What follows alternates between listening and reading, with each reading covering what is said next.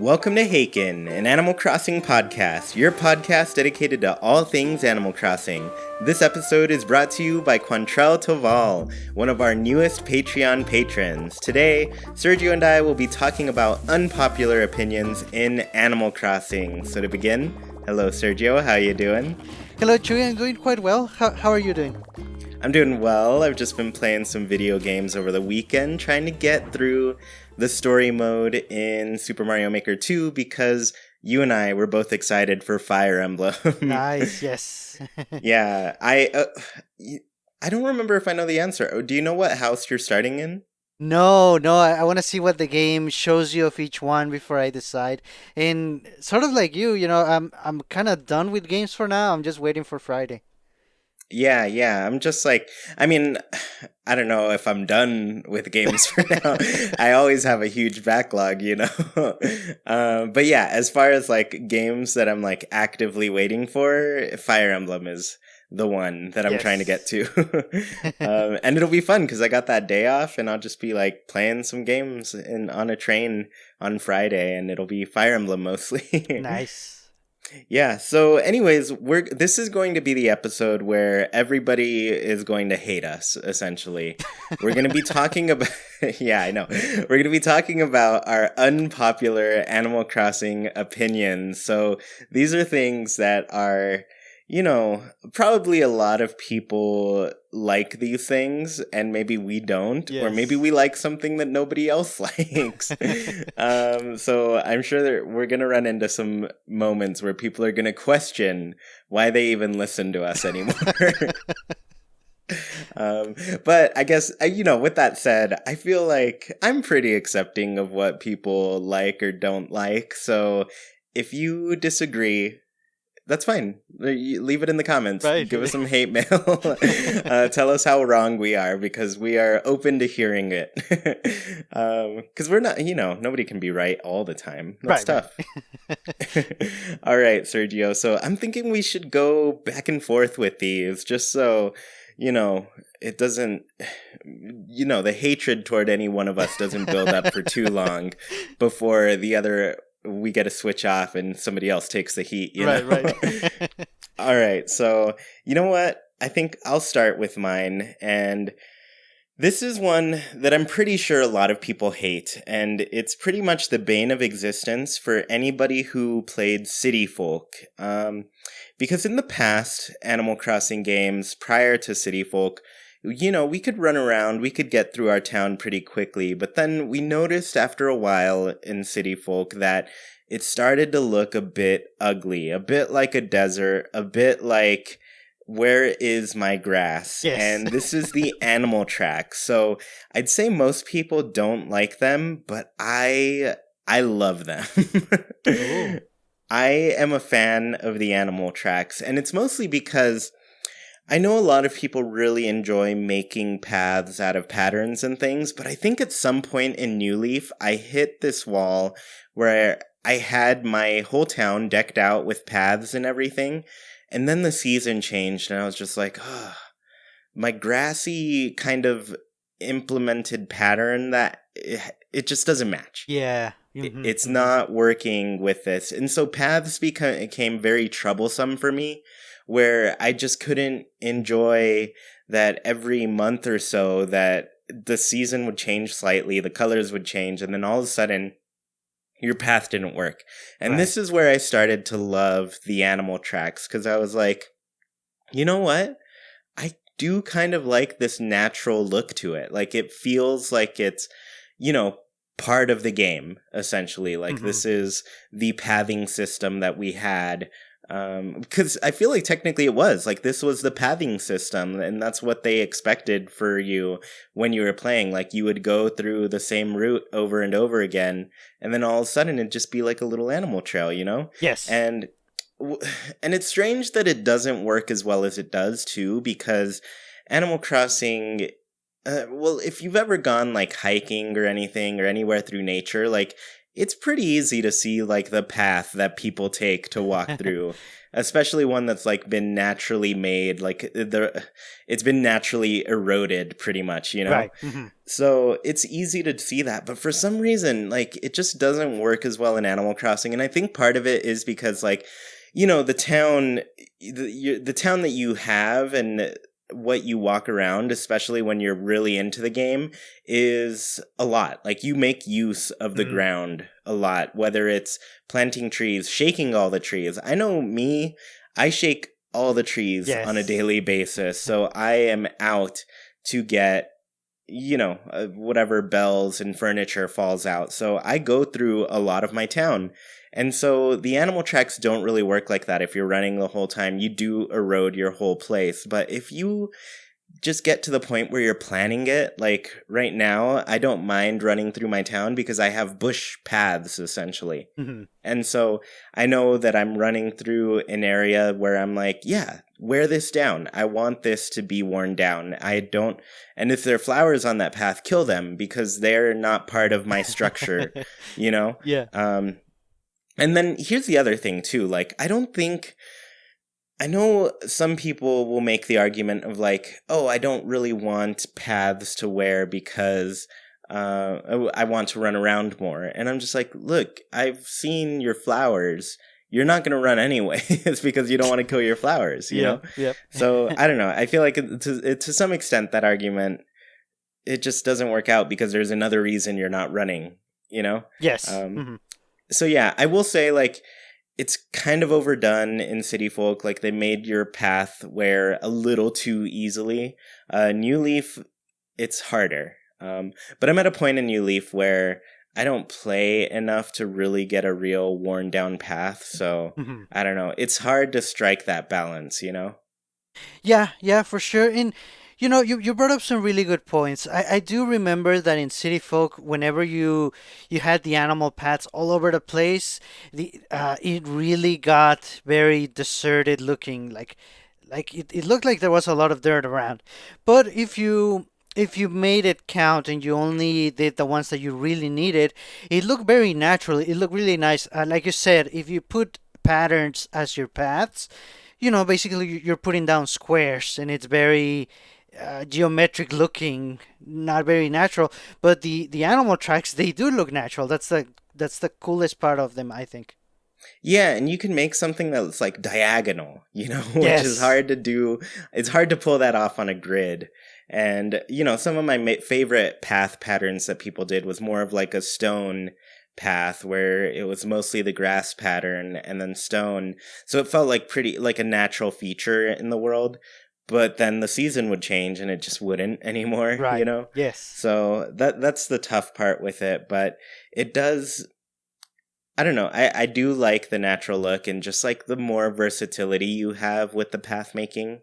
So I love it. I mean, I wouldn't mind if it returned, but judging by the new tool that we've gotten, that's the path making tool, I Yes. don't see it happening. But I'm also worried about that tool because like I said, I really like that you can do an animal track that's a diagonal, you know? Hmm.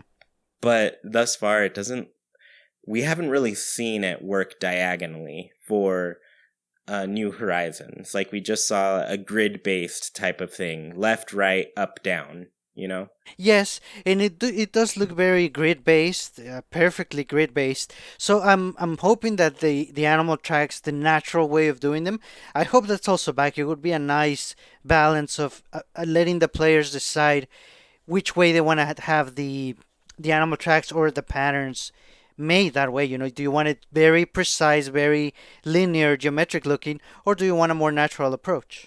Yeah, yeah. So, and I'm just I'm interested to see how they expand upon it too, because thus far we've only seen like a dirt path, but I'm like, you can make tons of different paths, and there's so many different stones and wood to choose from, you know. So I imagine we'd be able to do like different colors and things, and then we have the crafting bench too. So I don't know. I want to be able to craft paths. Yes, for sure.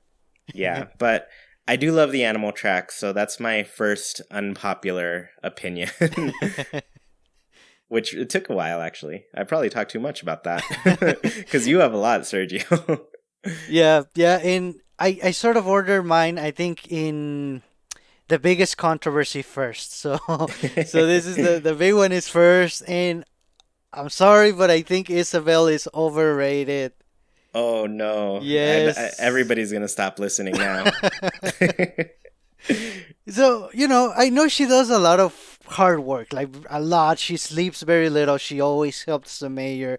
She's always available. She's very nice too, and she does the same thing in Pocket Camp. She guides you. She's on Twitter. She's helping us everywhere.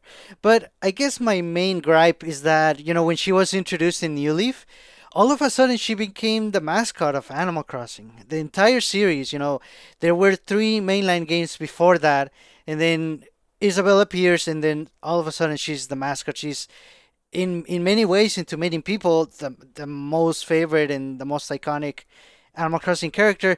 And I disagree. I think it should be honestly. I think it should be Tom Nook. Hmm.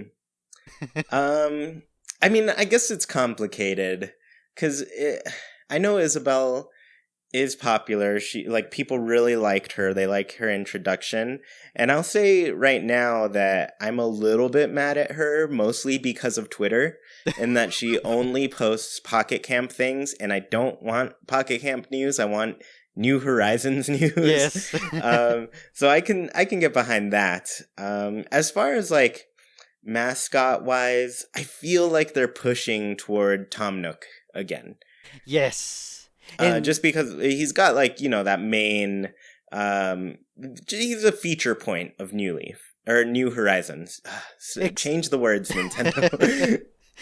exactly. When they show the game, they purposely decided to show Tom Nook and Timmy and Tommy, and they didn't show Isabelle. They did talk about her in some interviews afterward, but it sounds like she might not even be in your town, depending on the way you play. So who knows? I think maybe even the developers are saying, you know what, Isabelle, you had your time. People are still gonna love you, and you're still gonna be part of Animal Crossing, but we see the fact that Tom Nook was here from the beginning, and as well as many other characters. So we're gonna go back to them, and I think Tom Nook is probably gonna be the one in charge of New Horizons news on Twitter. And yeah, you know what, too? I think Tom Nook is like consistently a major part of each game because you even think to Happy Home Designer, where Tom Nook is kind of Hmm. he's your boss essentially. Like Yes. he owns Nook Homes, you work for Nook Homes, and you're decorating under the Nook Homes brand, Right. So like they kept him the main focus. Isabelle, of course, made it into that game still, where she gave you kind of the tasks around town, so you were still designing based on what the town needed, and she was kind of that mayoral role. Yes. Um, and then I'm trying to. Amiibo Festival is a weird one because that doesn't really. There's nothing built around it. Essentially, like which isn't completely true because when you do play the board game, the villagers that live on the board do take that kind of lead role. So you'll have a host villager, for example. Yes. So it's not really a special character that's the major focus in that one. Right. But then we do get to Pocket Camp, and Isabel's the big character in that one. Like, she's the one helping you run your campsite and everything and just showing you the ropes. So I feel, yeah, I guess I'm now wondering, like, how they're going to mix her into the game, considering, like, they're going to want Pocket Camp and New Horizons to exist simultaneously. Mm-hmm. And so it's worth having them be different in some ways. And one of those ways is that like Isabelle is the lead in Pocket Camp and Tom Nook is the lead in New Horizons. So yeah, it's interesting, but I feel like it's thought out. I think they've definitely worked on this idea. Yes. And I think a big part is that most likely, I mean, it looks like we're no longer the mayor in the island. So that's really the reason why Isabelle is not around from the very beginning. And like we said, she might not even show up in your town at all, depending on the way you play. I'm not willing to say that I would play a specific way just so she doesn't show up. It's not like I don't like her. It's just I feel like she sprung up out of nowhere, and Tom Nook sort of was on her shadow for a little bit, but I think he's coming back, and we're learning a lot more about Tom Nook, and he's a nice guy, basically.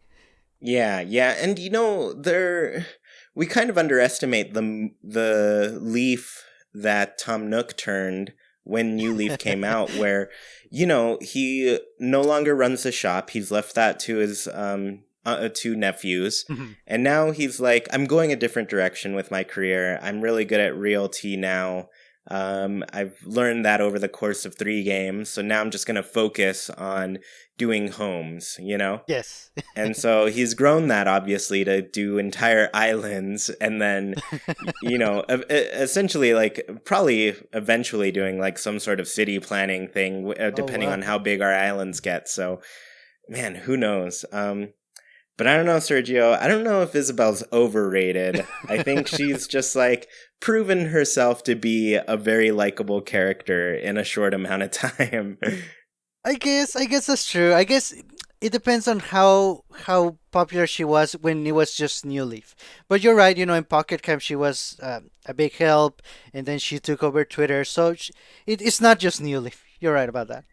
Yeah, and I'll say too, I feel like the moment she won my heart was when she was like, I've been here this whole time but never got to go to the beach, and I just want a Yes. seashell. And then you go and get her a little seashell, and she's so appreciative.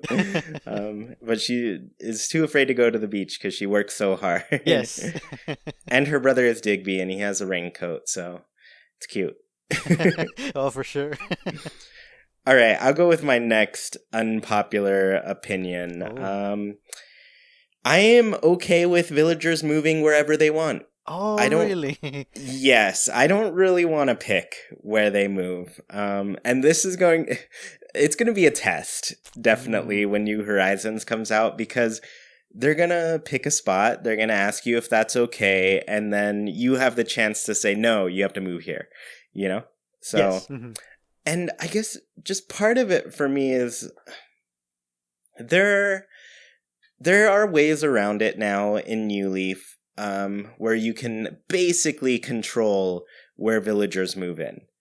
Mhm. Um, and while I found it useful, I think at the beginning of the game, I'm not so sure. I like the randomness of villagers coming in, especially before I have the ability to like really plan out my town and everything. And so I feel like part of the fun for me is planning around where they move in. Not so much like planning where they move in to start developing everything from the get-go, but I Yes. like having something that exists and then working through that. Hmm. And I know, I guess the hard part where people are going to disagree is obviously when, villagers move out, you've already gone through that process, and then somebody moves in and totally ruins everything that you've already built for the last 5 months. Yes. But at that point, I'm like, cool, I'm ready to change my place up a little bit and work around this now and make a new design around where they've decided to live. And maybe I can use the space that opened up here for another public works project. Yes. And so for me, I'm not so torn about that. Like, they ruined my orchard. It takes like 3 days for these trees to grow versus like, in real life, I take a lot more, I guess I'm more angry about it because I'm like, oh, great, you ruined this forest that was growing for who knows, hundreds of years, Right. maybe. So when it's Animal Crossing, I'm just like, all right, this tree's going to be back in like 3 days, 4 days, I think, total, for if you plant a fruit tree and you want it to have fruit. Right. But it doesn't take long to work around that to me. So I am okay with villagers moving in where they want, because I think by the time they get to that point, I'm like, cool. I was totally fine with this plan that I had. I'm going to change directions now and do something new. Yes, that's a very good point. It encourages you to think of on your feet, basically, or come around with a solution. Well, you're exactly right. Like I have this other space now, and how do I quote unquote fix this area, or how do I integrate it with the design that I already had? I know for sure I had to change my. I had a little area for bamboo trees at some point, and I had to move it because one of the villagers moved, and it kind of worked better on another area.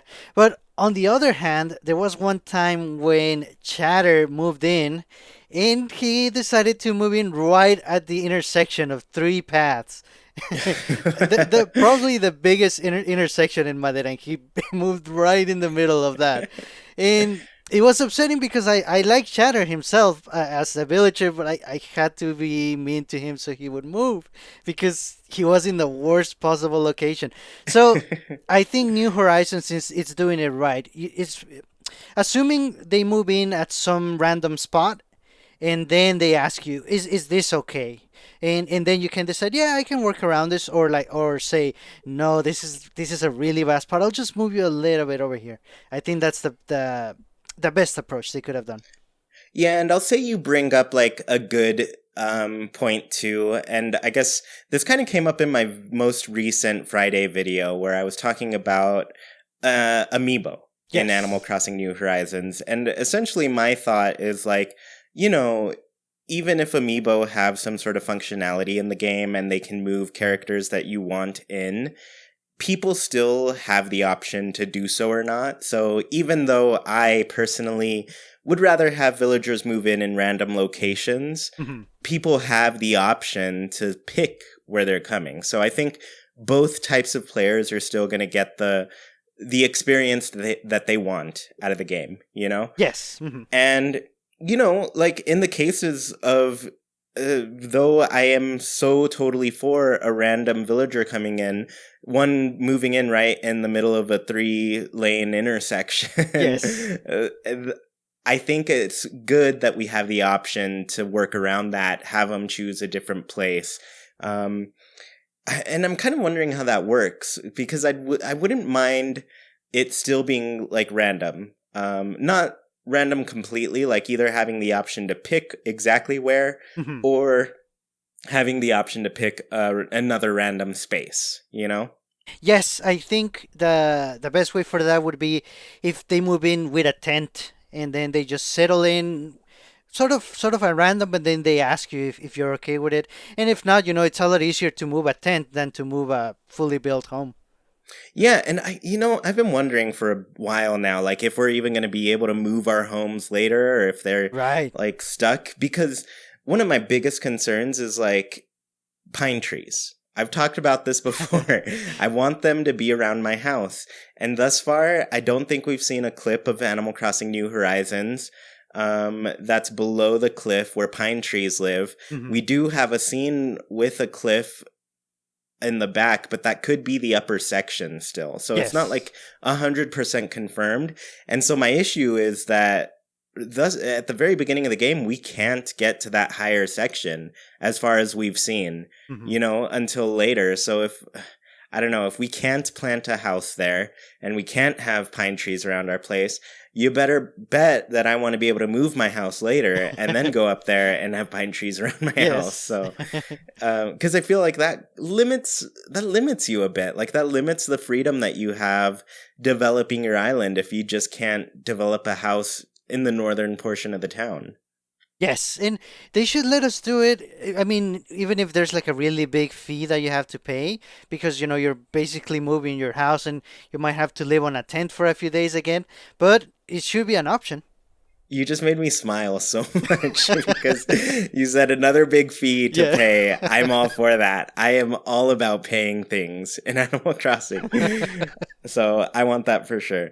But yeah, I guess it just in general, I love the randomness of villagers moving in. I totally understand where people are coming from by not liking it, but it's for me. I think this is the type of thing that I like, especially considering like we're only going to be starting with 2 villagers and honestly like they're not going to at the very beginning of the game they're not going to cause a huge problem. Like there's a lot of space and being able to work around that and build a yard for them. I feel like them picking a random spot to do that is going to be fun for me. Yes. just to start. So I also I just like seeing all the random plots in the very beginning of the game. Yes. Yeah. Nice. Well, moving on to my second unpopular opinion. I think this might even surprise you. It's gonna surprise a lot of people, probably. So, it has to do with my favorite, KK Slider. And I think KK should only play one song for you every Saturday. Just one.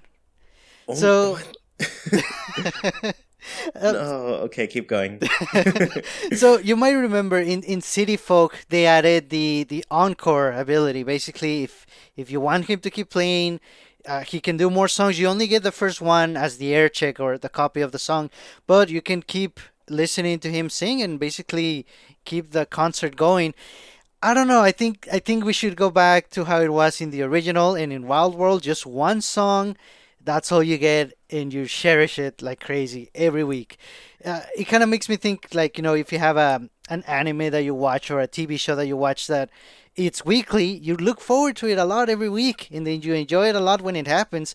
But that's it. It's time to wait another week, and I think that's how it should be. It would make it better. I know for sure there were a couple of Saturdays when I just spent like hours and hours just keeping the concert going, and it was fun for sure, but it takes away some of the magic, I think. And you know what? I think this works in New Horizons, and I'm surprised you're saying it, but I feel like it works in New Horizons based on, I would imagine it would work as one song per player per week.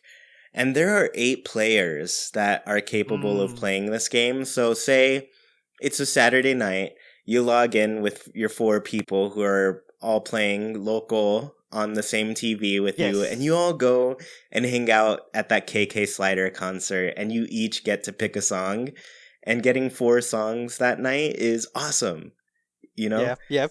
And then you're good. Like, you each get your song and you cherish it, like you said, because I was very torn in New Leaf when KK Slider songs were buyable, you know? I Right. always felt like, and it's not so much that I don't want KK Slider to make money off his music. I do, but I would just rather buy it from him. But still, I think being able to find them outside of KK Slider being the source of the music Mhm. made it a little bit too easy. And it kind of bothered me that I was able to get KK Slider songs before I'd even like met KK, you Oh, know? that's true. Yeah. And Yep. because I feel like that happened first. I feel like I got that upgrade that Hmm. all of a sudden had his albums, and I was like, what?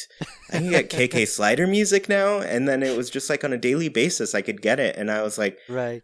I've never met you, you know? But at the same time, like, it has that effect of like, there are very rare moments where the first time I hear a band is like live, you know? Hmm. It happened recently for me. I went to see Lady Lamb, and the opening band, Renata Zeiger. I'd never heard them before, but I loved their set. And Oh. so I saw them live for the first time, and I bought their album afterwards. And so when I have those moments, I truly, truly enjoy it.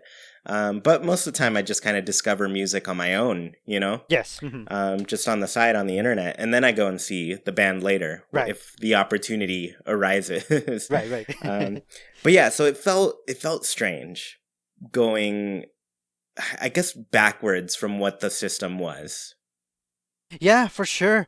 And I think when they added the ability for the encores, at least I'm guessing in New Leaf. I'm not so sure about City Folk, but for New Leaf, I'm pretty sure it was done because of multiplayer, so you could have people over, and there was something else for everyone to do together. Oh, let's go see KK actually perform because it's Saturday night. But I really like your idea that depending on how many people you actually gather before you go in, maybe that's the maximum number of songs that you can get, and that's it for that night. If you go in with 3 people, you get 3 songs, and that's it.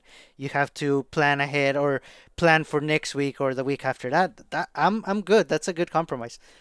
I have a question for you based on this idea. Are you going to either have KK Slider choose what song he's going to play, or are you going Oh, to suggest one? oh, that's tough. I Make was a thinking, request.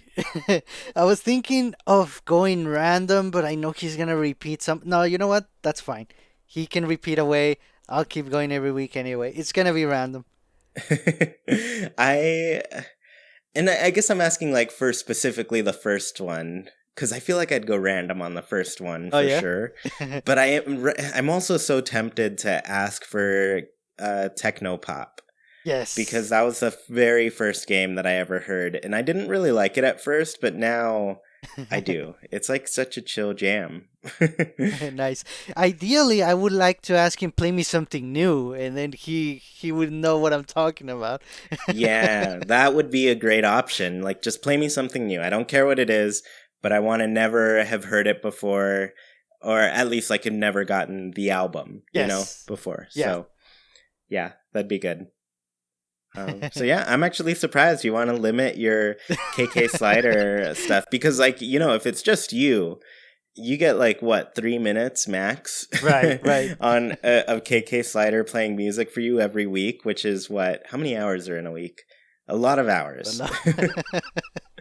It's like what 72 hours is 3 days, so 144 plus another 24, Right. 168 Yes. Mhm. hours a week. I just did math. You're gonna wait 167 hours and 57 minutes for just 3 minutes of KK Slider. Yes, that's how special it's gonna be. I like it. I'm for it. I do really like, you know, it's good to be limited in a game like this, just Yes. so. I mean, I in some ways it artificially lengthens the amount of time, but I feel like that's just real life. A lot of things are artificially lengthening the amount of time it takes for you to do it. Right. And sometimes it's you, sometimes it's the system, but things take longer than you want them to all the time. Right. And Exhibit A, this wait for Animal Crossing New Horizons, Yeah. it's taking longer than you want it to. Yep. So, yeah. All right, I guess I'll go into my next one. Let's see, where did I leave off? Okay, here's another one. This is kind of a good follow-up for my last one, which was Hmm. I'm okay with villagers moving in wherever. My next one is I like that villagers move away, and I don't really want to Oh. have the option to make them stay forever. Um, Mm. and this is the tough one, because I know for a lot of people, they fear missing a day of Animal Crossing, and then that day just happens to be the one your villager decides to leave, and then they're gone, Yeah. And I'll say, like, they fixed that system up in New Leaf where, they'd maybe want to leave over the next week, and if they ran into you, they'll mention it, and then at that point you can say, no, don't move, or sure, move. Yes. And I like that system because sometimes, a lot of times I'd say like, no, don't move. I really like you. And then they'd ask a second time and I'd be like, I don't know. And then the third time it came around and I'd be like, you know what? Sure. It seems like you've got other things in your life that you want to do, other things that you want to accomplish.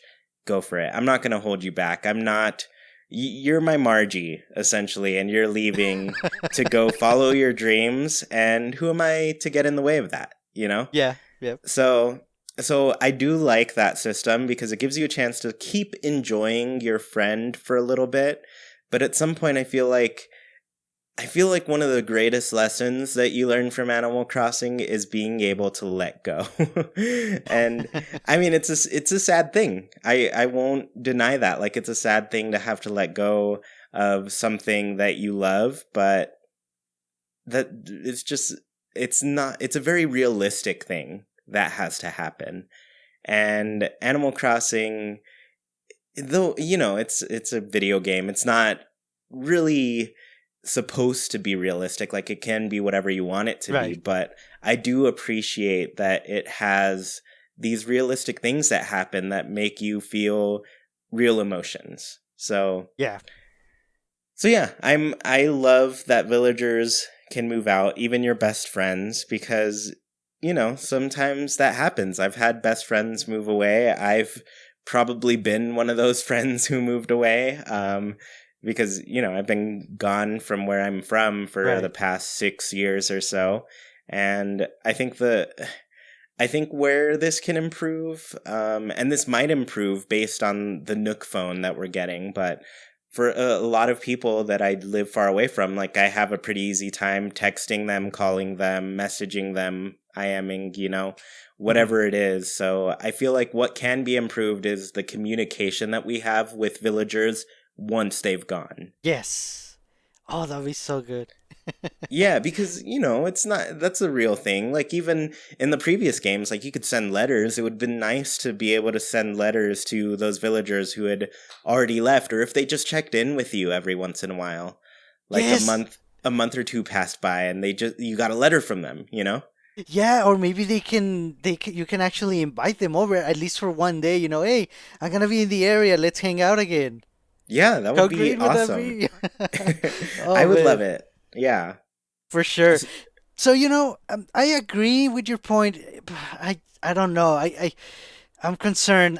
We kind of discussed what about if you have like a best friend feature and you could tag one of your villagers as your best friend, and that basically tells the game never even ask them to never even offer them to move away. They're gonna stay here. That's what I want. If they did that option, would you use it? Um, I Because guess I not. I think I would. Yeah, I don't think I would. Mm. I would still prefer that they let me know, Mhm. but I don't want to keep them from being able to make that choice. Yeah.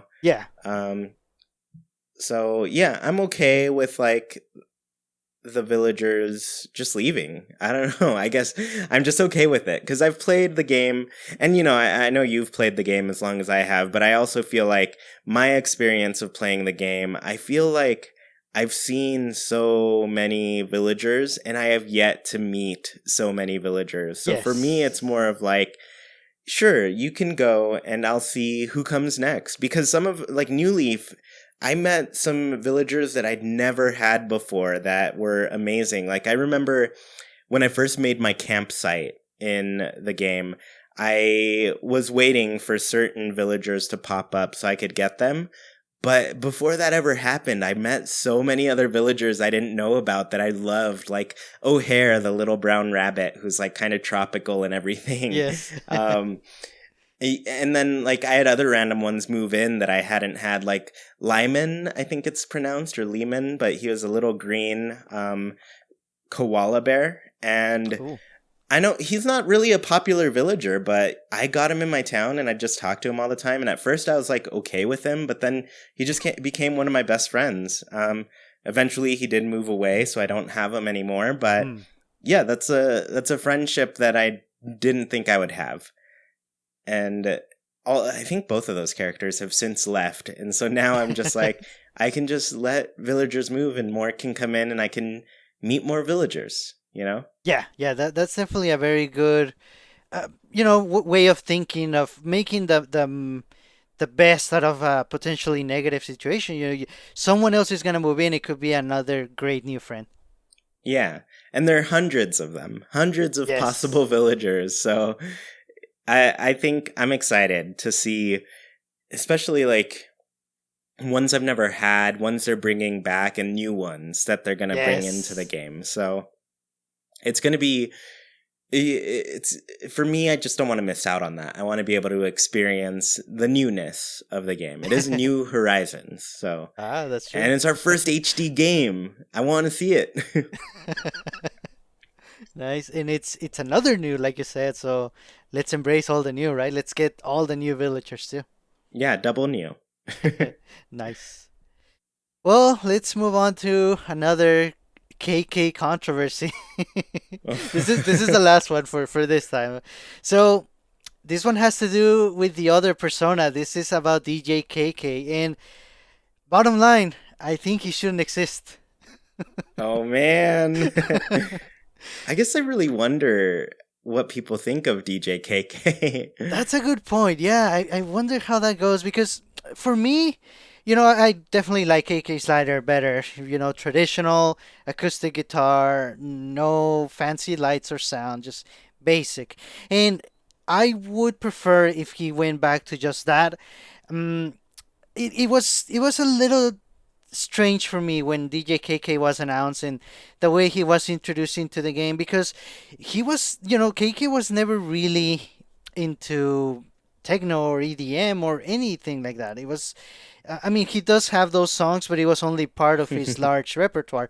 So we never kind of saw him as anything even close to a DJ. So I think it should be either another new special character that gets introduced, or if there's still a Club LOL with music on weekdays, maybe the villagers in town could take turns to be the DJ basically, and KK can be around only on Saturdays again. Classic KK. And this is something that I agree with for sure, because I've talked about how I everything that I write that's some sort of creative story type of thing, it always ends up being about starting a band. And so for me, I just want lots of little animal characters that start bands and to play music on the weekdays, like maybe go to open mics and stuff. Like if it were an open mic all the time and you can show up and there'd be a couple villagers making music and then one of the special characters comes and makes music. I picture Don Rossetti and Mr. Rossetti have a little duo that they play as. So I could picture a lot of these characters doing something musical, you know? Right. So I don't know. But I guess I agree too. I'd rather not have a DJ KK. I appreciate his clothes. Like I'm okay with him being dressed. That's fine. Right. But I think like the job itself, I'm like it seems like every song is now DJ KK. Yes, right. You know, and I say that not like the name DJ KK, but like if it were like KK techno pop or you Right. know, it's like more of a title of the track, and so now every track is that. And so I think overall I just like the variety of KK Slider, that he is like multi-genre and can play anything. So I want more of that. I want more of like acoustic KK doing his thing. Yeah, for sure. And maybe he could try other instruments, but just that one instrument, nothing electronic, just acoustic. And as for his adventure as DJ KK, whether it's gonna keep going or if it's over, I wonder how much of that had to do with Dr. Shrunk and basically paying for the club. I wonder what their history is. Yeah, that's true. Dr. Shrunk opened up that club. He comes to you to do that. And so, yeah, it seems like they kind of go hand in hand in New Leaf, which is strange, but yeah, I would rather see like KK Slider start another band Yes. or start a band, and just like if they're going to do anything different with him, like make him have a whole band with him, make Yeah. some other characters around him, add a little, like another 3 characters, kind of like OK Motors, and have them play some music with KK. OKK Motors. OKK Motors! We got the name already. That's their band now. That's pretty good. So yeah, I think DJ KK should be gone. I think so too. I agree. All right, so here is my next one, and I know for sure this is an unpopular opinion, but I think winter is great and summer is not as great. I prefer winter over summer. It is the better season of the two, in my opinion, of course, because I know over and over and over again, people on my comments are just like, but Animal Crossing is a summer game. Animal Crossing is a spring game. Animal Crossing is not a winter game. It's terrible in the winter. And I'm like, no, Animal Crossing is a year-long game every year. It's always a game. Right. You just prefer it during the summer. I think Animal Crossing is just better in the winter. personally. And, people will say, well, there's more to do in the summer. And I'm like, is there? Because there aren't too many events. Maybe you feel like there's more to do because you're still paying off your house or something. Or maybe you can make more progress because you can catch more bugs and stuff. But I really think that the new system in New Horizons is going to change what people think of these seasons, just because we're not going to be just going for bells all the time to make progress. Like, a lot of the progress is going to be based around the raw materials that we're able to gather and craft, And so making money, I already foresee it being like a much more difficult task than it was in New Leaf, especially in New Leaf after you got the island, Tortimer's Island. Like, you could just go there and rack up the bells by catching bugs over and over, Right. So I think the bell thing was what really pushed people to prefer summer, because summer was when all of the expensive stuff was around. Where, you got the sharks, you got the rare bugs, like all of the stuff that sold the most was out in the summer. Versus winter, like, if you had a snowy day after like 4 p.m. or something, you could catch a coelacanth, which was going to be the most valuable thing that you could get. So the money making there wasn't as great. So a lot of people felt like they weren't making the progress that they could make versus summer. And I think that's what they're really feeling. Like, the progress that is able to be made in the summer was more than in winter. But like winter, like, outside of progress, like, there's just so many more events. I think June has like one holiday and a bug catching tournament, I think. And then, or maybe that's July, where it has like a holiday and a thing. And then August, it's essentially the same event 4 weekends in a row, where Sunday's the firework thing. Whereas, like, you get to winter, you've got your toy day, you've got the first day of the snow, which is always exciting. You've got the New Year's Eve and New Year's Day stuff. You've got the Valentine's Day thing in February. So, like, there's stuff pretty consistently throughout the winter. And then on top of that, like, you have extra things like making snowmen and seeing an igloo, Yes. So I don't know. I think, there are less bugs, there are less fish to catch, but I don't know. I feel like a lot of the love for summer really comes from the world being dictated by bells. Whereas I feel like this next game, it's going to be dictated by resources, where we're going to find a lot more value in a lot of the stuff around the world that didn't exist because, we were basically just focusing on the things that made bells. But now we're going to be focusing on everything because everything makes something. Yes. So that's my monologue about why winter is better. Also, I don't know. I love seeing the snow. Summer, I just feel hot. I know, you know what? I listen to Nintendo Jump, and I remember you guys talking about some difficulties with video games, and you tend to have them when the weather is hot outside. Yes. Like, you just don't feel like playing games, Right. So I don't know. Maybe I get that a little bit too. Yeah, for sure. But of course, the exception, Animal Crossing. We're gonna be playing that, of course, no matter what the weather is. And I think that might be part of your reasoning here, and I agree with that, because if it's winter in the game, it might not be as colorful, or as the design might not be ideal. I do think they should work on just having different snow patterns, or snow coverage, because it's always white and it kind of gets a little bit boring. But if you think about it, it's winter in real life too, and there's really good games coming out almost always, and there's holidays and there's things going on. There's a lot of that in the summer too, but I love winter, and I think a lot of people really like it too. So it's combining good things in your life during the real winter, and then you can enhance them even further by playing Animal Crossing.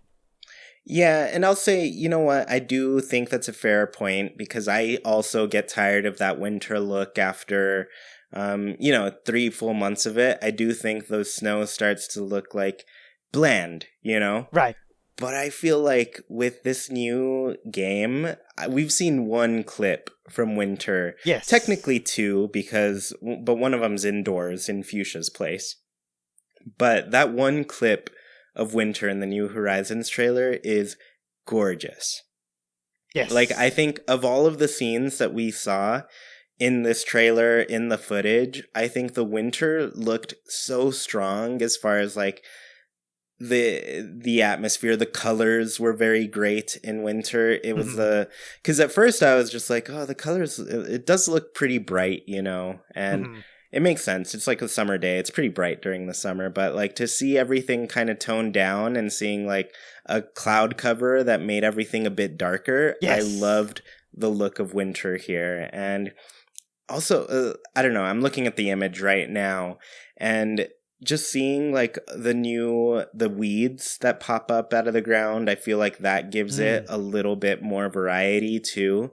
And so I don't know, I feel like winter is going to look so good in this game that people are going to look at it a different way. Yeah, yeah, for sure. And like you said, there's more, and I would want to say more significant events for everyone to engage in during the winter, and it's the ones that we look forward to. You know, Christmas and New Year's. Those, at least those two for sure. In Thanksgiving, um, everything, all of them kind of together within 3 months. It's definitely, the winter is great in real life and in the game. Yeah.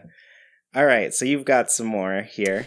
Yes, the next one, I think I'm a little bit of a pocket camp defender in a way. So I think, as far as the spin-offs, the three spin-offs that there are, I think Pocket Camp actually is the closest to the mainline games. I would say even closer than Happy Home Designer.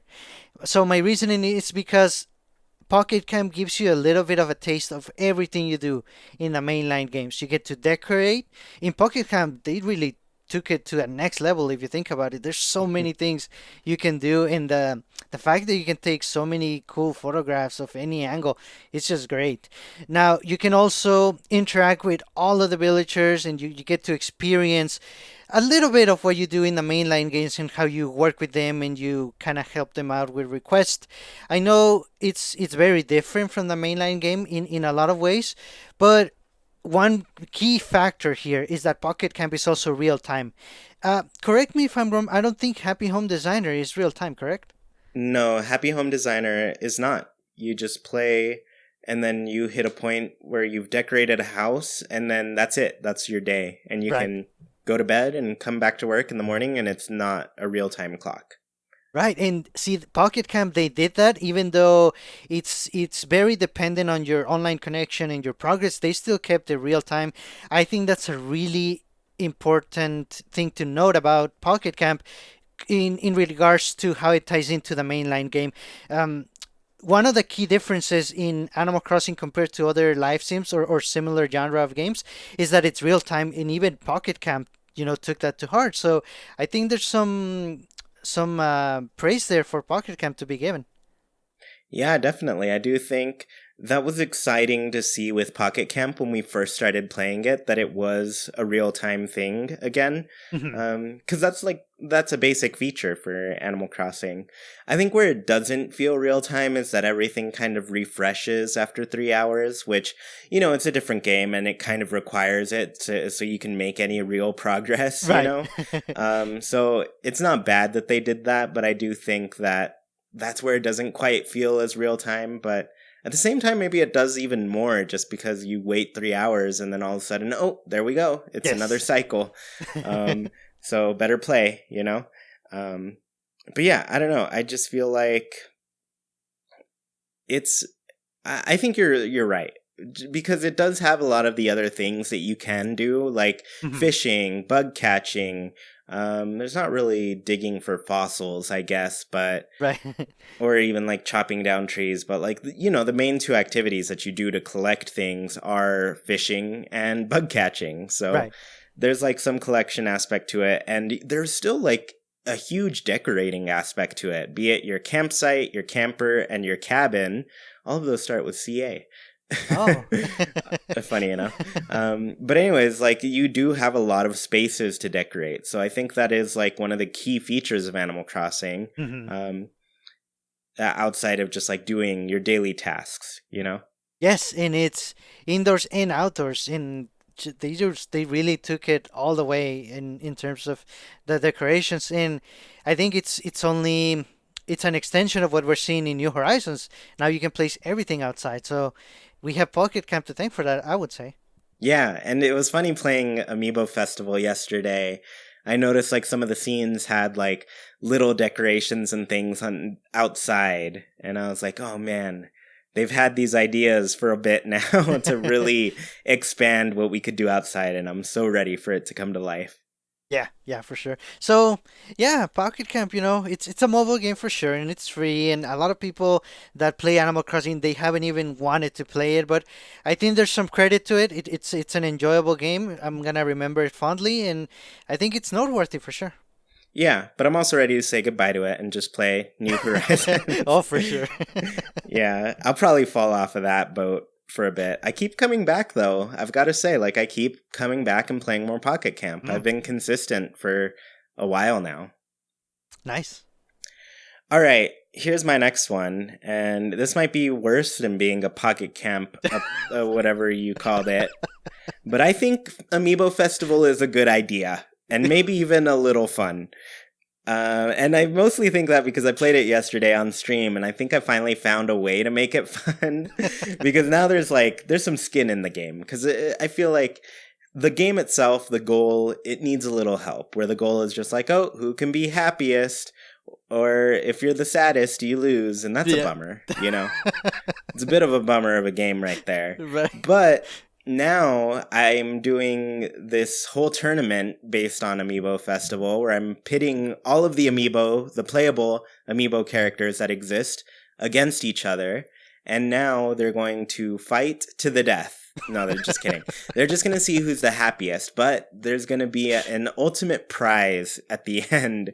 So I feel like I've made it fun that way, but also like in general, a lot of people would be very sad if there was like an Amiibo Festival too, and I guess to some extent I would be as well, just because I feel like the board game idea they had for that was not as strong as I feel like they could have been, Hmm. especially because like there's so many like opportunities to do like a Mario Party type of thing where there are mini games and things like that.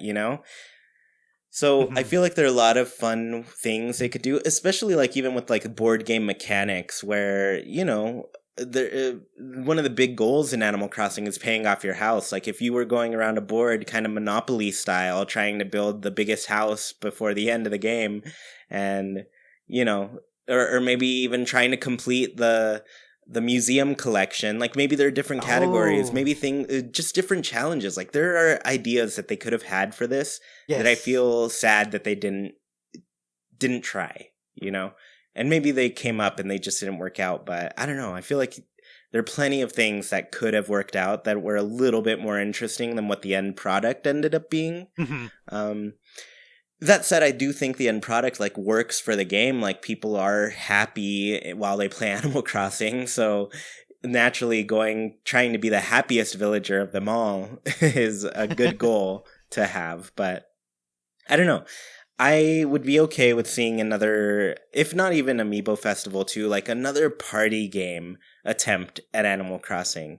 And on top of that, I feel like we're going to be a lot more open to this because at the time Amiibo Festival was announced, we were all expecting HD Animal Crossing on the Wii U. Yes. Like that's what everybody was waiting for. So I think it came at a bad time. I think it made people angry. And then it was also not very good. So it justified the anger that people felt. So now I feel like we're going to get a really great Animal Crossing game with New Horizons, which is what people have been wanting for the Yes. last 4 to 5 years. Hmm. And once that's out, let's revisit this. Nintendo, come on.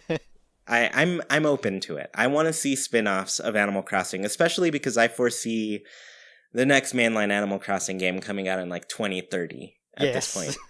Like it's gonna be a long time before we see a new one. So let's. I'm okay with getting some, I guess, spin-off titles.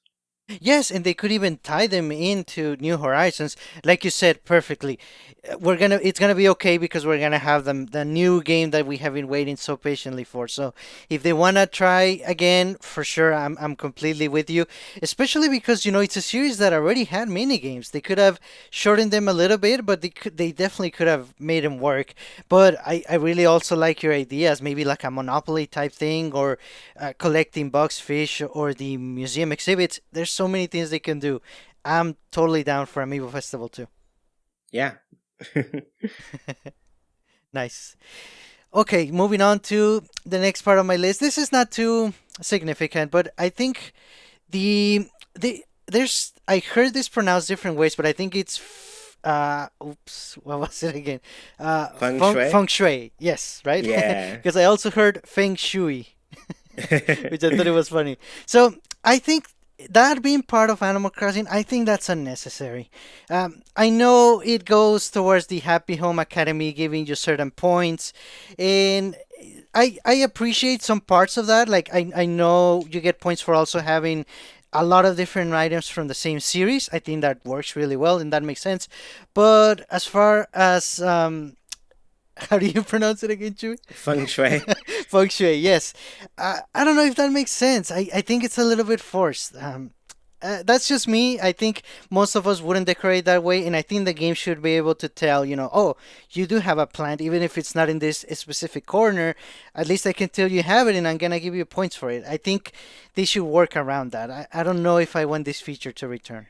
You know what? And I'll follow up with that with saying, like, every part of it is like every room having like a table, chairs, a bed, like having a complete set of things. And I feel like overall, like that for years has pushed me in the direction of like making every room some sort of bedroom in my place. It took me a long time to get out of that, where I was like, you know what, I could do different things with all my rooms. Yes. You know, they don't have to all be a place to sleep and live. So I feel it, but the game itself like pushes you in that direction, and it's Yes. weird to me. Whereas, like, Happy Home Designer came out, and there was really no point system at all. Like, you could essentially decorate however you wanted, and just had the 3 items that the character wanted, and then it Right. was fine.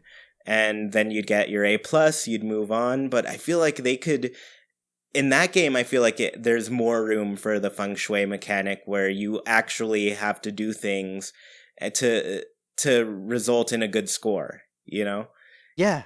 versus Yeah. like in New Horizons, like we're gonna get plenty of freedom in general to do whatever we want. So I don't I just don't I'm like you. I feel like there's no place for it at this point. Yeah, because in a way, like you said, it's a limit to how you decorate, and I think part of the beauty of Animal Crossing is just exploring and decorating the way you want, and just making it work with the items you have right from the beginning, or the little you get and the more you add, you can make your house look the way you want, and I think that should be the key point. And then, of course, I do like the Happy Home Academy system. I think it should gauge or tell your points based on different aspects and definitely not feng shui. Yeah, there should be more to it. And it should be implemented in Happy Home Designer. Yes. Cool. So I think I had one more on here. I think you have a few more than me. Yes. So my last one, and this one, if you haven't stopped listening to us yet because you hate us already, this one's going to get you there. But I think for me, Wild World is my least favorite mainline Animal Crossing game. And this one's going to be rough for people because I know it's the first game for a lot of people, and it's really hard not to love your first game. Yes. Your first of anything. It's very hard to get out of that because it's a big deal. It's a big deal. It's what got you into the series. But honestly, I think overall it is my least favorite. And I know it did more for the series than City Folk did, Hmm. but for me, I just think City Folk did it all better. And I mean, Medi will not agree with me. We've had this argument before, but just in general, for me, I feel like City Folk performed better. It looked better, and overall, like, it just added things back into the game that stopped existing in Wild World. Things like the Toy Day, like the bigger holidays. I do appreciate that Wild World added new holidays and stuff, but you know what? City Folk kept those, and you were still able to, I guess, enjoy them, you know? Hmm. But now you could also enjoy them on top of all of the, like, staple holidays that we got prior. I know the city was pretty underwhelming for people. I overall liked it because it introduced a lot of new shops, which for Yes. me, I think the economy of the game needed it. Because I remember going through Tom Nook's life and thinking, like, you know, he was kind of set up to be hated in population growing because he was essentially the only shop owner that was making money all the time. Right. Because you could easily ignore the Able sisters in the first game. They Right. did practically not. They didn't even sell clothing in the Right. first game. That was Tom Nook still. So I feel like as far as City Folk goes, like, it expanded the economy by giving us some new shops. Like, Mm. we have Harriet, we have Gracie's place, we have, what other shops are in there? I don't even remember. Oh, But kicks. Kicks, yeah, Kicks did his own thing, which eventually turned into a new shop, you know, Right. where we got a whole wide variety of shoes and things. So I think, though, getting to the city was annoying and you always had to deal with, like, you know, a loading time to do that, Hmm. I feel like it led to a fixed up Main Street in the next game, which Mm. also adopted a lot of the new ideas. The fortune teller was also there. Um, Oh, so yes. overall, like, there were a lot of shops that were added that I think were great. But at the same time, you know, a lot of people really appreciate the randomness of characters showing up. Like, but I feel like that didn't exist as well in Wild World as it did in Mm. Population Growing, where if Katrina came to town, if Red came to town, they all came to town and essentially posted their shop right in front of Town Hall. Whereas Population Growing, like, you were running around and you had no idea if they were there. Like, if you didn't go into an acre one day, Hmm. or if you didn't, like, check an acre thoroughly enough, like, you could miss them still. So I really appreciated Population Growing for that, where people could show up literally anywhere on your map. Right. And if you're thorough enough, you could find them, but sometimes you just didn't. And so it made it special, you know? Yeah. Because maybe they still come once a week in that game, but you don't see them every week because some days you just slip up, you know? I'm honestly very surprised about the fact your comments about Wild World. I didn't play it. The screen was a little too small and not bright enough for me back. This was before the DS Lite was out, unfortunately. So I know for sure City Folk was basically the better version of Wild World. So even though I didn't play it, I know what Wild World introduced and why, and I know its place in the series. I'm surprised though on your feelings about it, but I can also see how you just prefer, basically the better version. Let's be honest. Yeah, and I think the bulk of it comes to the game just felt empty to me Hmm. compared to the previous game, which was Population Growing. I don't know how they Mm. managed to fit as much as they did into Population Growing, but overall, I think, like, after I played Wild World for a while, it just felt like I was done at some point, like, a lot sooner than any of the other games felt to me. Mm. Um, but City Folk, I felt like that the gameplay that I had on that one went a lot longer than it did on Wild World. Um, yeah, but I will say, like, Wild World, though it's my least favorite, I do still have a dear place in my heart for it, and I do still really like the designs of the homes in that game. I Ah, think they're yes. some of the cutest homes that we've ever gotten. um, but yeah, outside of that, it just happens to be my least favorite, and it's an unpopular opinion, I know, because a lot of people, you know, that when you're introduced to a series like Animal Crossing and that's your first game, of course you're gonna love it. It's great. Yes. Yes. Yeah. So that said, I don't think it's a bad game at all. I still think it's great. I just don't like it as much as the other ones. That's it. Yeah. everybody. So Yeah, that's it. hit that unsubscribe button. Stop stop listening to the show. I get it. I understand. Nice. Well, I do have a few more, and I'll go through them a little bit quicker. So, first of all, back to more population growing, I think the grid system, the acre system, should come back. And I would have wanted it to come back as part of the main camera in the game, but we know that New Horizons doesn't have that. But I'm still hoping that it comes back maybe to a special area of the town or of the island, or maybe for a mini game. But I definitely want to see the acre system come back. And who knows, there's going to be more Animal Crossing games after New Horizons, of course, so maybe the Acre system could come back in one of those, you know? Yeah, that's true. I mean, a lot of people don't know about it who didn't play the game. And it's Right. pretty, I feel like it's alarming to them when they first go into the game and notice that, like, oh, the screen moves really different. So, yeah, I like it a lot. I think it works for that one. And like I said, it made for a lot more surprises, I feel, because you could be walking around in an acre and then there it is. There's Red's shop, Right. who's only open like after 6 p.m. So you have to remember to come back and shop at the black market, though black is crossed out on there. Right. um, yeah, which this actually reminds me, I do have another one. Mm. I thought the other one was my last pick, but my last one is that I actually would prefer if we didn't have a main street in this next game. Not even like Oh, an island that's treated like a city in City Folk. I think ever since we had a conversation with the guy who runs Beltree Forums, yes. I really liked his point about the variety of the towns that we got before New Leaf. Where New Leaf, like, all of the shops were in the same spot for every town. The only really difference was where the museum was. Hmm.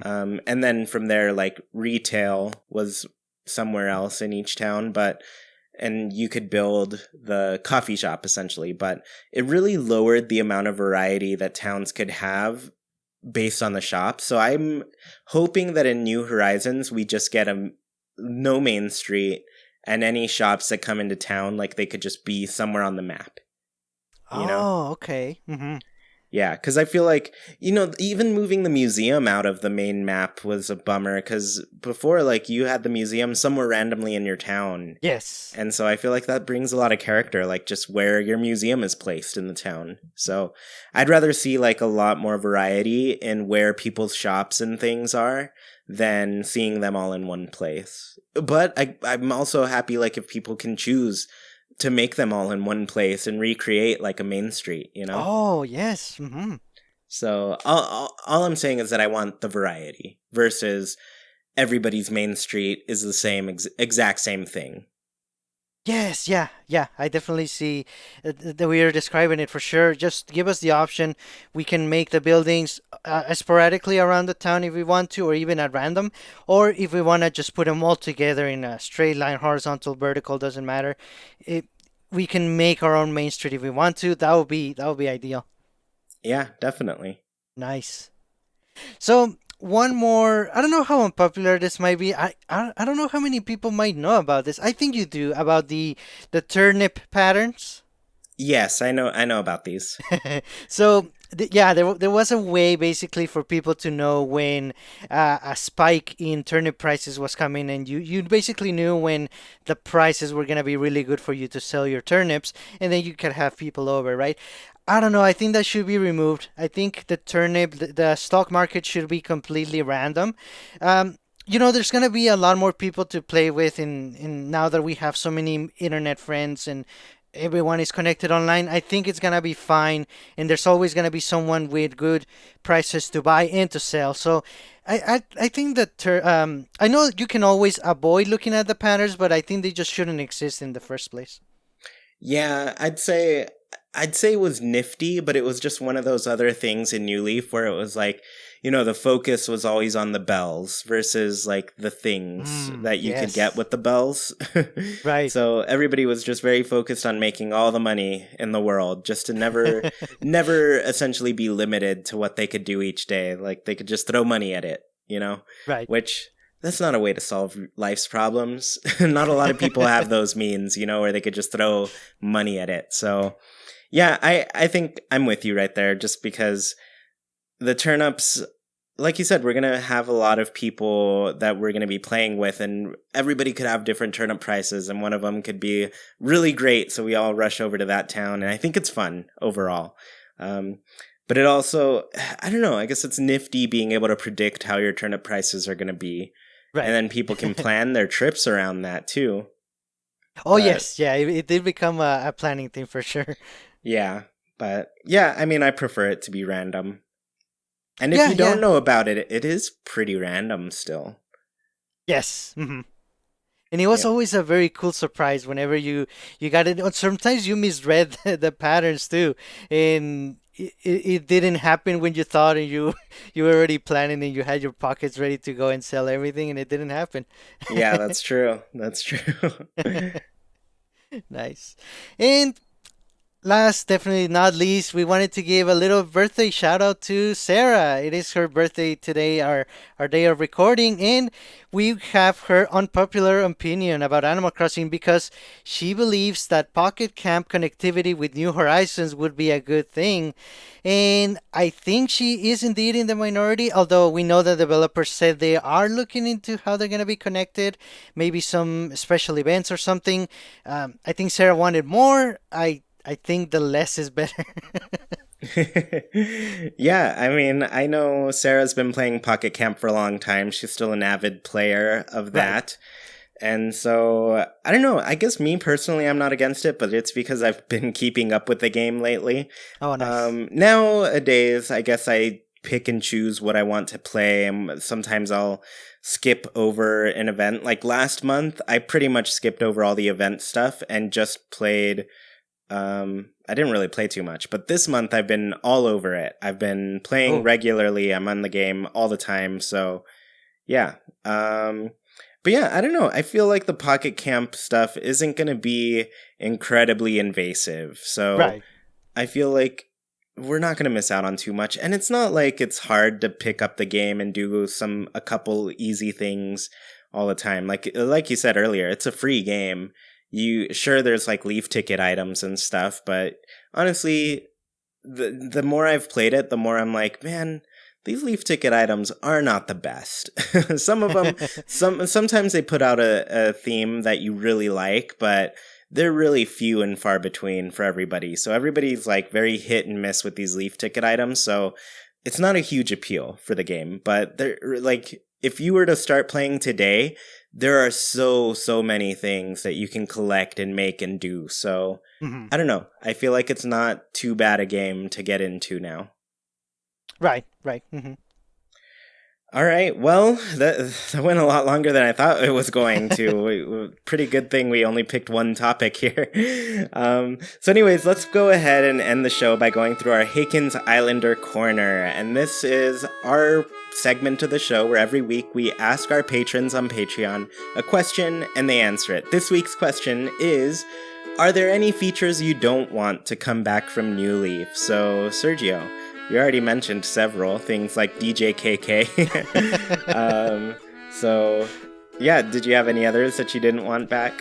There's one in particular that still bothers me. Basically, the police station, you can only have one type, and that meant that you could only have Booker or Copper, and you would never get the other one back, and I don't want that. I don't want something that you can only pick once and you're not able to change it later.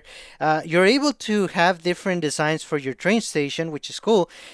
I wish it was the same for the police station. I wish you could change whenever. So that's what I don't want any things that are locked permanently once you choose them. That makes a lot of sense. I think that's a good call. Yeah, I guess I don't know. For me, one thing I don't want back, I've said the main street. I've said, I don't know. It's tough. I think mostly the main street. I'm done with it. I don't want Main Street anymore. I just want random town full of random things. Yeah, I really like that. And it is unpopular, but the way you describe it, I think it's for the best for sure. Yeah, and it just gives you more variety when you visit another town, for example. Yes. All right, so let's go ahead and go through these answers. Let's go back and forth. I'll start with the first one. So Bunny said, I didn't like having to unlock public works project PowerPoint. My goodness. I'm getting ready for work tomorrow. Anyways, I didn't like to having to unlock public works projects. I was about to say it again. By waiting for villagers to suggest them. It literally took Hazel 3 years to request the windmill, and I'd been planning my town around it from day one. Oh. But I don't think this will be back in Animal Crossing New Horizons, as we can seemingly put all items outside anyway. You know what? I think it is coming back, and it's coming back stronger than ever. Because yes, we're going to be crafting a lot of things, but they did mention, like, we are going to be getting crafting recipes from the villagers that live in our place. Oh, that's right. So I think it's going to be worse than ever before. Like, there are going to be items, tons and tons of items that we're going to be able to craft, and who knows when we're going to see them all, because thus far we've seen a very small collection of items in the treehouse, and I'm guessing that's just like the tip of the iceberg. Not even the tip. It's like a little tiny part of what the tip would be. But anyways, yeah, I feel like unfortunately this is going to come back stronger than ever. But unpopular opinion for me, I prefer it. Here's another unpopular opinion, I guess. But I do like that it kept you talking to your villagers, because like once I had all the public works projects, I stopped talking to my villagers. Sometimes they would call out to me and be like, "Nope, I'm busy." So I do like that aspect, and I feel like it's going to give us more incentive to be more interactive with them, you know? Yes. So, and that's what I'm all about in this game. Like, I want to have incentives to do a lot of the things that I stopped doing in New Leaf just because I didn't really need to. Yeah, for sure. And I think that's fine too. It adds more value, of course, and we love that. As long as there are no repeats, and it would be nice too if they maybe don't locked into specific personalities so that anyone can request anything, because these are gonna be crafted items. There's gonna be so many of them. So for sure, depending on how they do it, it could be a really good thing and add more value to the game. I don't know about that either, because I feel like they're going to be even more locked to personalities, maybe even by species this time around. Oh man. So, but I don't know. This is all my just speculation about it, but it could be worse. I'm preparing for a worse scenario in Bunny's case, you know? Yep, that's true. So the next answer is by Stephanie Clayton. The answer is, this isn't specific to New Leaf, but I'm hoping the stores will be open 24/7, or at least for a longer period of time. If I want to play before I go into work, I want that option. If I wake up at 3 in the morning and can't go back to sleep, I want that option. I want the ability to play how and when I want to, which sounds like the direction they are taking in New Horizons. That would be very nice. That would solve a lot of problems. I feel, and I do feel like they're going this direction. I think they said Tom Nook's is open 24/7. So I feel like if I'm starting to get the idea that they want to avoid us being able to time travel. And one of the biggest reasons I feel that's justifiable for time traveling is when the shops are open, like changing your clock to play just to shop, because that's the main big thing that you could do in previous games. So I don't know. I feel like they might be in that direction of like, you know what, this is going to be open 24/7 and characters are going to be awake all the time. So, maybe not the characters, I don't know, but like special characters at least. I feel like they're going to be awake 24/7 and they're going to always be there to fit your needs, Right, so they're all going to be like Isabelle now. Yeah, exactly. Working way too hard. So Kevin Sund says, New Leaf features, huh? I can't think of a single feature that needs to go. Every feature felt so important to the series, and nothing made me feel like another game had better features. Honestly, most features need to be reworked in some way to be better, but none are so bad I could see removing them. I'm just tired of features being taken away from other games, and I'd hate for someone to say that about New Leaf for the next game. Where's my Ask a Favor feature that is what I'm missing from all the way back in Population Growing? So yeah, I like this answer because it like we've gotten removed features before, and the big one is that ask for a favor thing. Yes. And so like when you have that option to always ask somebody like if they have a little chore that you can do, I feel like that also keeps you talking to the villagers even more. Yes. So yeah, I'm down for them to bring back that feature. Yeah, and for sure, I agree that taking features, it's almost always not a good thing. But we're already seeing that they might be taking away the ability to be major, and sometimes you have to take away features to explore the different ones. So I think that's what they're doing. But as long as they keep the best ones or most of them, yeah, for sure, we are all for that. Yeah, and I'll say like Mayor, though it was taken away from us, I mean the bulk of that feature was put in so we could decorate the exterior of our town a little bit more. Yes. But now they've like there's no need for it because we just can, you know? Yeah, right. Yeah. Right. The next answer is by Fairy Cakes Land, and they say, I didn't like how there wasn't much to do after certain hours. I want to spend my off days or late shift breaks doing request, building, and shopping. And going back to the previous answer, yes. If they do make everything open 24/7, either the special characters being there all the time, or maybe the special characters taking turns running the different shops, so sometimes one of them can sleep and regain their energy. But that would be very nice, and that would accommodate a lot of our schedules. Yeah, definitely. Yeah, I think, like I said, the biggest difficulty with the game, and I feel like it's one that's justifiable in terms of time travel, is just like your schedule doesn't match up with regular society. So you need the game to be able to fit that because it's a game, it's a video game. Like, I think it gets a lot of charm and stuff from being very realistic with the real-time clock, but I think at some point, I think it's a good time to lose it because we have 4 other games that already do that. Good point, yes. So Tab says, I don't want to have to choose between Booker and Copper. I want to have them both in my town. So yeah, she mentioned exactly what you said earlier. Like, it's just not fair to have just one of those dogs. We need them both. Yeah, especially because they were together all the time before. So I don't know why they did that. And then they don't even give you the option to switch them. Maybe at least do that, but ideally both together would be better. Yeah, definitely. And our last answer is by Kakulu, and they said, Tortimer's island can be dropped if you ask me. We've got our own islands now. If Tortimer wants to invite us somewhere, it had better be somewhere new, like a mountain resort or a cruise ship maybe. I don't want a break from my island just to go to another island. That is a very good point. And I don't know if this is just me. I didn't go to the island so much in my later years in New Leaf. I wonder if that's the case for other players. So I feel like the mini game portion of the game could be a little bit worked on to make it more interesting and more rewarding in the long run too.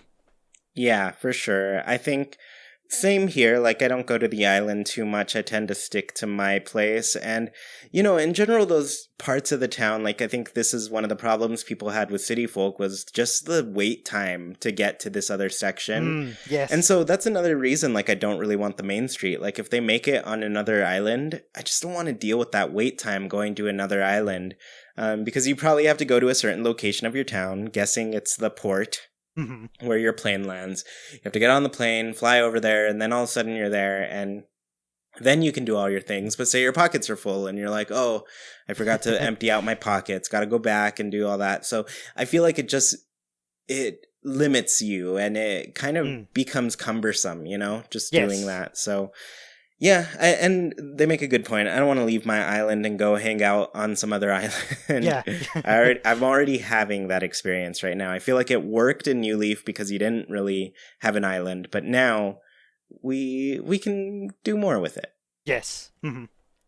All right, everybody. Well, we've been going for a while. Thank you so much for listening. If you want to be part of the conversation on all things Animal Crossing, please join our Discord. I have a link in the description of this podcast. It's totally free to join. You don't have to be a patron. And if you do join, you can get Sergio and my friend codes. If you do want to be a patron, visit patreon.com/ChewiePlaysNintendo. For just $1, you can support our show, get tons of cool things. You can see our current goals to improve the show and our content. And we really try to make it worth it because we we appreciate your support. If you're watching or listening on YouTube, please leave a comment about your unpopular Animal Crossing opinions. And please leave a review of the show wherever you're listening. It helps the show gain some visibility and allows our community to grow. And once again, thank you for listening, and we hope you have a great week. Goodbye, everybody.